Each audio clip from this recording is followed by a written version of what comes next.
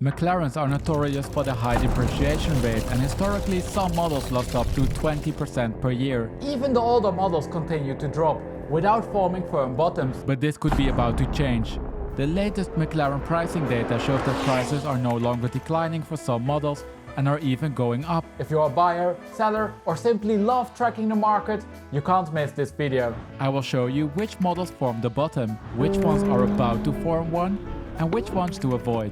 Moreover, the results will be compared to other cars, so that we can see exactly how normal or special these bottoming trends are. But let's first have a look at the historical price trend. In May 2020, McLaren prices were increasing, just like they were in the rest of the market.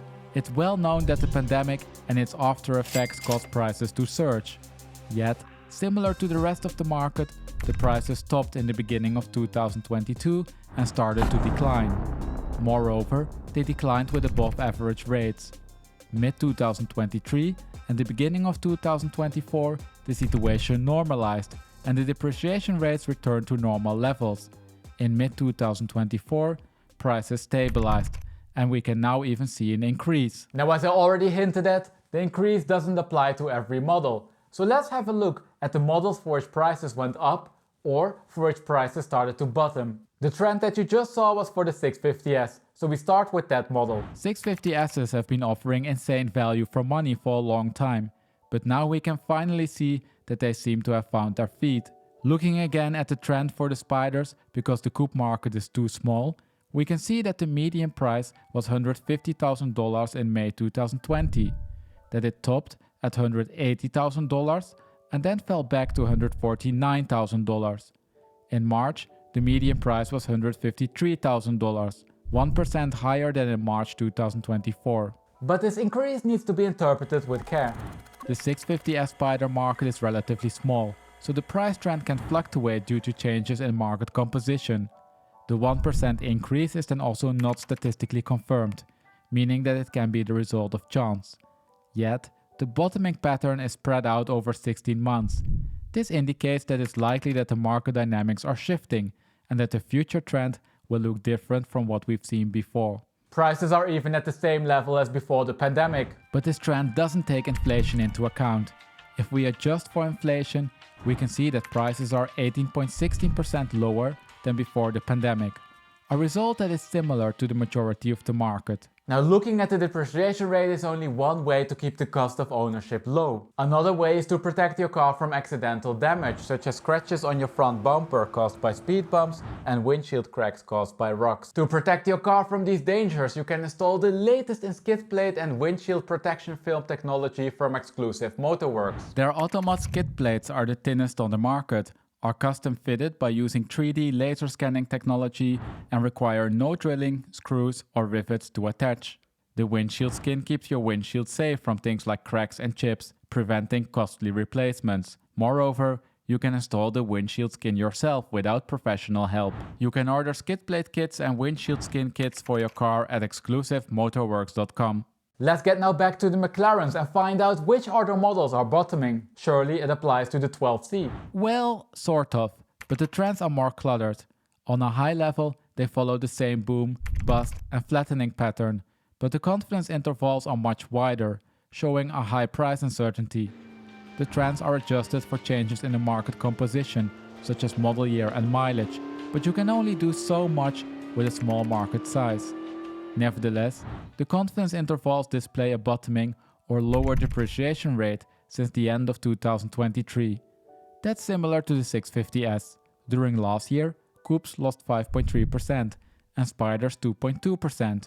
The drop in the coupe market is confirmed, while the one for the Spider market is in a grey area. So interestingly, the depreciation rates are decreasing, but the effect is not as strong as for the younger 650S. Something similar applies to the 570S market. Again, there's the familiar boom and bust pattern, but also a bottoming pattern in the Spider market. On average, Spiders were stable during last year as they didn't lose anything. Coupes though declined at a rate of 6.2%. This is strange, right? The confidence interval in the coupe market displays a flattening similar to the Spider market. Adding the interquartile range confirms this. Given the high correlation between the two, it's likely that either the Spiders will come down or that the coupes start to flatten. What's your bet? The Spiders seem to be popular at the moment. Also in the 600 LT market they are performing the best. In fact, the situation is close to identical of the one in the 570S market. We can namely see that prices have been falling for a long time, but that the depreciation rate is decreasing now. Spiders lost only 2.3% during last year. A change that isn't confirmed, so it could be the result of chance. Coupes on the other hand came down by 7.3%, but similar to the 570S market, the coupe's interval displays a stronger flattening than the trend itself. Depreciation rates are even decreasing in the 720S market, a car that made quite a name for itself when it comes to depreciation. The effect is relatively weak compared to the models that we saw before, but it's there. We can see a slight slowdown in both the Spiders and the coupes rate. Spiders lost 6.7% during last year, and for coupes this is 7.4%. Rates that aren't necessarily low, but they're lower than what we've seen before. Then we of course still have the 675 LT. Supply dried up in this market, but the price trend does appear to be showing a similar bottoming trend. The trend reversed during 2024, but the price uncertainty is high. We're looking at an increase of 6.1%, but this increase is in a grey area as to whether or not it's statistically confirmed. It's clear though that prices didn't continue to fall at the same rate. The 765 LT is a lot newer, but also in this market the depreciation rate is decreasing. Last year they lost 7.2%, significantly less than before. As we'll see soon, the loss of $33,000 is less than what you would have lost on a half-price Artura. We saw now that many price trends are bottoming.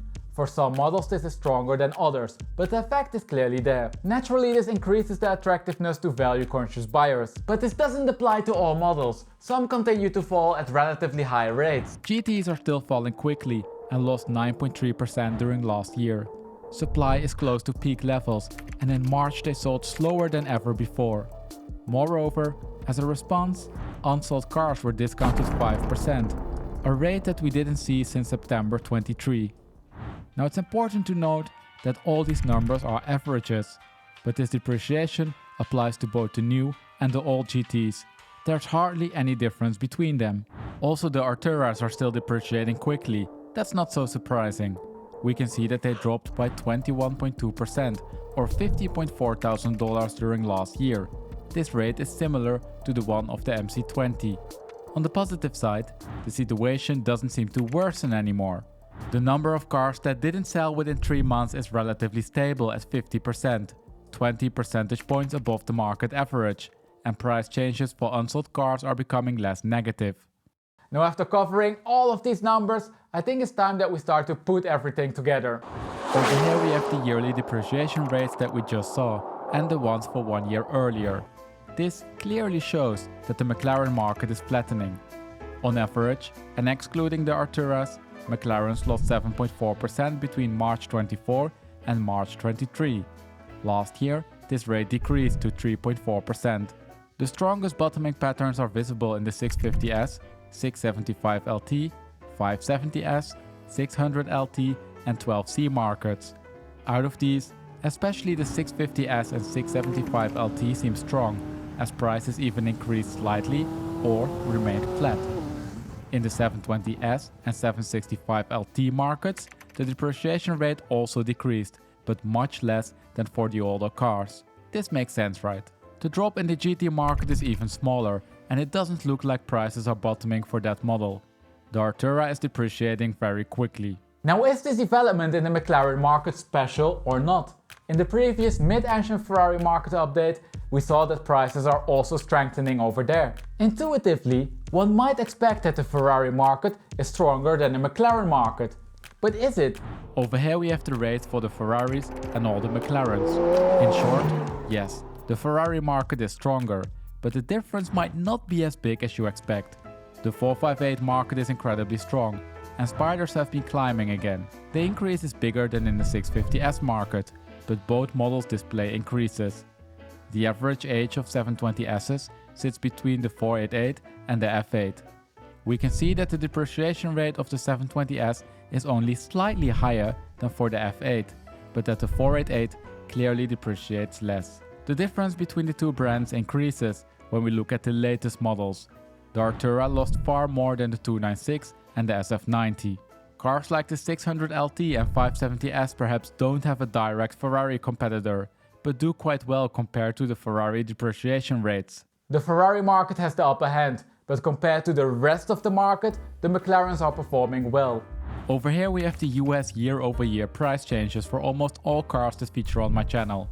On the horizontal axis we have the price change compared to last year in percentages, and on the vertical axis we have the number of cars to which this change applies. The average decrease during last year was 4%, and most cars lost between 8 and 1%. With an average rate of 3.4%, the McLarens lost less than the average. The 720S and 765LT lost slightly more than the average, and the Artura and GT fall in the top 20% of quickest depreciating cars. New cars normally fall on the left-hand side of the average, but the rate for the Artura is really quite high. Now everything that we talked about so far applies to the US market. For the German market, I don't have so much historical data available, but let's have a quick look. I know that there are some European viewers. 12Cs are down by 7.3%, 570Ss by 5%, and 650Ss are up by 3.6%. Out of these changes, only the one in the 12C market is statistically confirmed. The ranking, interestingly, is the same as in the US. GTs are down by 4.6%, much less than in the US. The 720S and 600LT are priced very close to each other and are depreciating at a similar rate.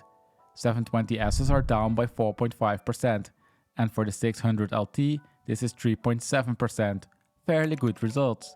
Of course, the Artura lost more. They came down by an average rate of 12.6% during last year.